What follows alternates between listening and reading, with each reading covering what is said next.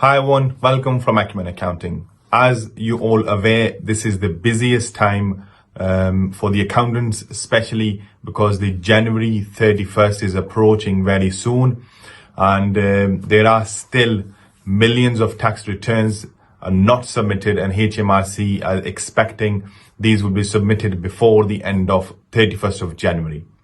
So in this video, I'm just going to share some of the common errors made by the individuals who are submitting their tax returns. So if you are one of them and who is going to submit tax return before the 31st of January, this video is very valuable for you. So I'm just going to go some random or most common basically errors which is made by the individuals while they're doing their self-assessment tax return.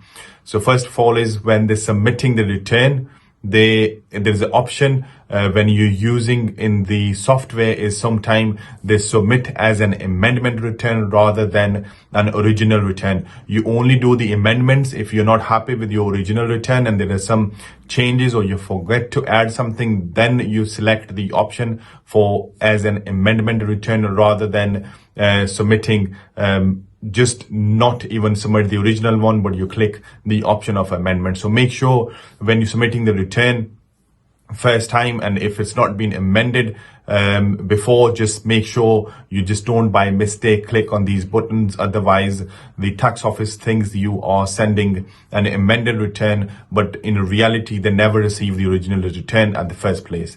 The next one is a marriage allowance. What happened is sometimes people claim the marriage allowance but they're not eligible. So if your partner's personal allowance is not being used, of course you can use that as a marriage allowance and that's give you some tax relief. But if your partner is also in a full-time employment, you are unable or you shouldn't be claiming that marriage allowance. So that means that's another error which you are doing, because sometimes people just say, oh no, I've done my return and I've claimed the marriage allowance and I pay less tax.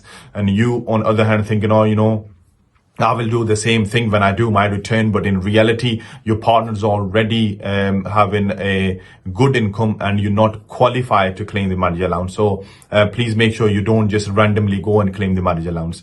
Other one is some people use the out-of-date softwares. So the software, because nowadays it's all cloud-based, and the changes we have seen in the last like 3 to 4 years is massive. There are so many softwares available to do the submissions. So if you are using this software, make sure it's all up to date.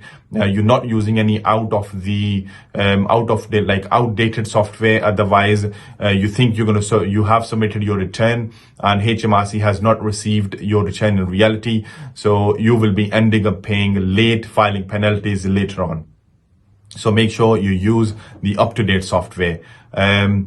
Another very common error is sometimes people put the income in a wrong section. I just had a call this morning because through these YouTube videos, we also help people. As I always mention so many times, we don't charge talking to people. So somebody rang me and they said they have a dividend income, then asked them some question. That dividend income is from a foreign company, not locally. So they basically need to go and fill the foreign income section. So again, make sure whenever you're doing your return, you put income in a correct section. If you're putting in the wrong section, you end up paying an additional tax and your return is not valid because that return is not correct. So you probably have consequences later on. You probably receive penalties or might be tax investigation down the line.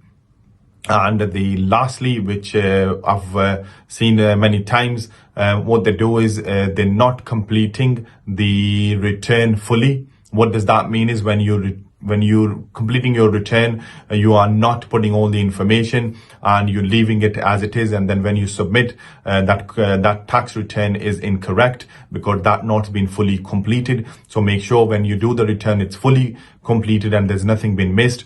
I always emphasize, please make sure you use the professional. They will save you so many things. The fee you pay, they will of course save you by you doing these errors and the mistakes and ending up paying additional tax. It's better to hire a professional because they know what they're doing and that's their job. But again, if you have any questions and when you're doing your tax return and you want to have a quick chat, just go to our website, book a free appointment.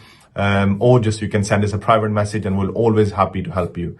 Again, thank you for listening us. Stay safe, stay healthy. Bye for now.